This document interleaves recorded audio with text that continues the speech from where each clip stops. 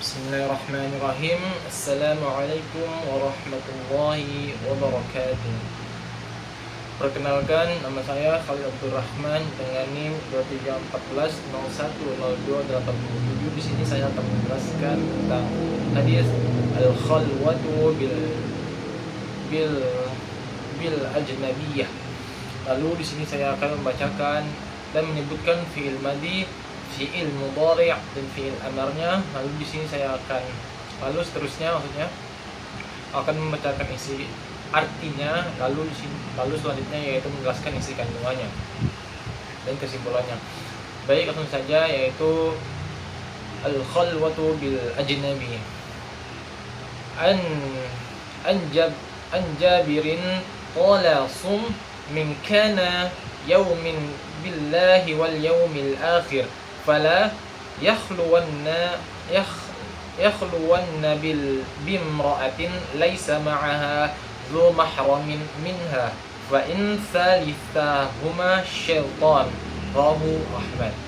قال صاحب النيل والخلوة بالأجنبية مجمع على تحريمها كما حكى ذلك الحافظ العسقلاني في فتح الباري. وعلة التحريم ما في الحديث من كون الشيطان ثالثهما وحضوره يطيعهما في المعصية. وأما مع وجود المحرم فالخلوة بالأجنبي جائزة لا متنيع وقوع المعصية مع حضوره. واختلفوا هل يقوم غيره مقامه في ذلك كالنسوة الثقات، فقيل يجوز لضعف التهمة وقيل لا يجوز وهو ظاهر الحديث. Selanjutnya yaitu al-mudaja'ati fi thawbin wahidin. Yahrumu tija'u rajulaini aw amra'ataini fi thawbin wahidin idza kana 'ariyaini wa in kana kullu minhuma fi janibi man mal firashi. Qala sum la yufdi ar-rajulu ila ar-rajuli fi thawbil wahidi wala al-mar'atu ila al-mar'ati fi thawbil wahid. Rawahu Muslim. Selanjutnya yaitu tentang at-tafriqi fil madja'i. Yajibu at-tafriqu baina bani 10 siniyin wa akhawatihi fil madja'in. Qala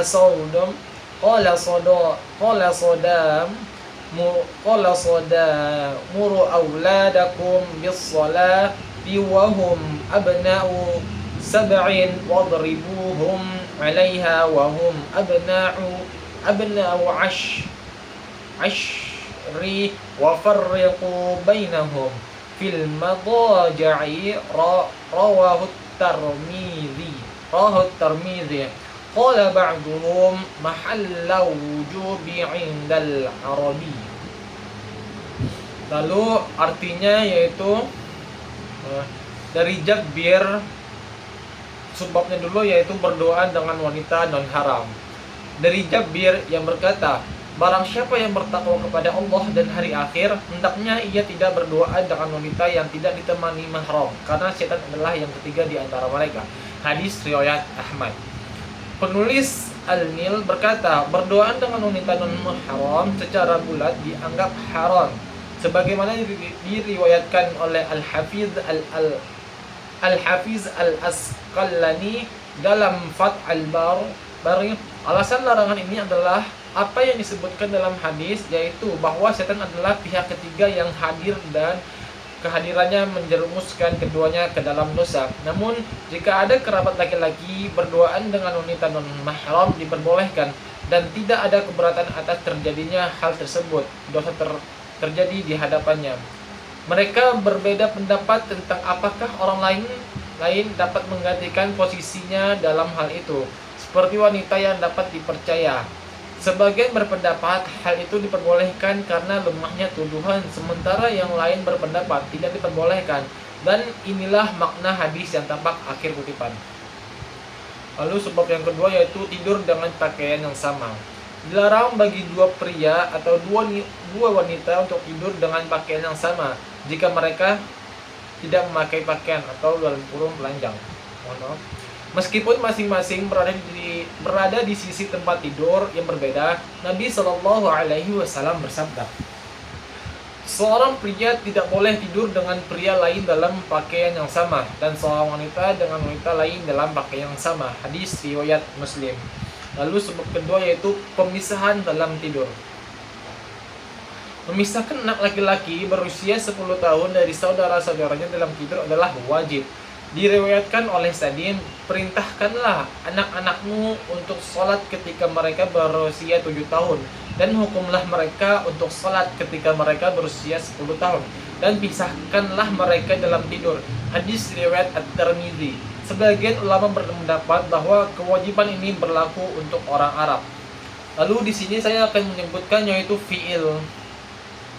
Mulai dari fi'il madi, fi'il mudhari' dan fi'il amar. Yang pertama yaitu fi'il madi atau yang kita bisa sebut dengan kata kerja lampau. Yang fi'il madi yang terdapat dalam hadis tersebut ada beberapa, mungkin saya akan menjelaskannya terlebih dahulu, yaitu fi'il madi adalah kata kerja yang menunjukkan perbuatan yang telah terjadi atau di masa lampau. Artinya contohnya kataba, telah menulis. Terus fi'il mudhari'. Fi'il mudhari' ini adalah kata kerja yang menunjukkan perbuatan yang sedang atau akan terjadi. Artinya sedang atau akan menulis, yang sedang dilakukan. Contohnya yaktubu, sedang menulis. Lalu yaitu yang terakhir yaitu fi'il amr. Fi'il amr ini adalah kata kerja yang digunakan untuk menyuruh atau memerintahkan seseorang melakukan suatu perbuatan. Artinya orang itu menyuruh untuk melakukan perbuatan. Contohnya uktub, tulislah gitu. Lalu di sini saya akan menyebutkan beberapa fi'il madi, fi'il mudhari dan fi'il amr yang terdapat dalam hadis tersebut. Yang pertama, qala, telah berkata. Nah, itu termasuk dalam fi'il madi. Lalu rawahu, telah meriwayatkan. Terus yaitu haka, telah menukil. Terus kana, telah ada atau telah menjadi. Terus wujida, telah ada, telah ditemukan. Terus qila, telah dikatakan. Qala, telah berkata. Amara, telah merintahkan. Dan terakhir yaitu doroba, telah memukul. Lalu lanjut ke fi'il yang akan terjadi, yaitu fi'il mudhari'. Ada beberapa. Yang pertama yaitu yuqihuma, telah maksudnya menjerumuskan keduanya. Terus yang kedua yaitu yakumu, berdiri. Terus yang selanjutnya yaitu yajuzu, boleh atau diperbolehkan. Terus selanjutnya yaitu la yajuzu, tidak dibolehkan, berarti tidak diperbolehkan. Terus yakhluwan, berduaan. Terus yaitu selanjutnya yaitu yafdi, bersentuhan. Yang terakhir yaitu yajibu, wajib. Lalu lanjut ke fi'il amarnya, yaitu fi'il amar adalah kata perintah. Contohnya dalam hadis yaitu muru, perintahkanlah. Farriqu, pisahkanlah. La yakhluwanna, jangan berduaan. Terus la yufdi, janganlah bersentuhan. Nah, itulah yang terdapat dalam hadis dari mulai fi'il madi, fi'il mudhari' dan fi'il amr. Selanjutnya di sini saya akan menjelaskan isi kandungannya. Isi kandungan dalam hadis ini yaitu bahwasanya berduaan dengan wanita dan haram Berduaan dengan wanita haram hukumnya adalah haram. Karena dalam keadaan seperti itu setan akan menjadi pihak ketiga yang dapat menjerumuskan keduanya ke dalam perbuatan dosa. Namun apabila ada mahram yang hadir maka diperbolehkan karena dapat mencegah terjadinya fitnah. Selain itu dilarang untuk dilarang dua laki-laki atau dua perempuan tidur dalam satu kain tanpa busana agar terjaga kehormatannya dan tidak menimbulkan hal yang tidak pantas. Dan adapun anak yang telah berusia 10 tahun ini wajib dipisahkan tempat tidurnya dari saudara laki-laki maupun perempuannya sebagai bentuk pendidikan adab, kesopanan dan penjagaan diri sejak dini. Mungkin itu saja yang bisa saya sampaikan dari materi ini. Kurang lebihnya mohon maaf. Wassalamualaikum warahmatullahi wabarakatuh.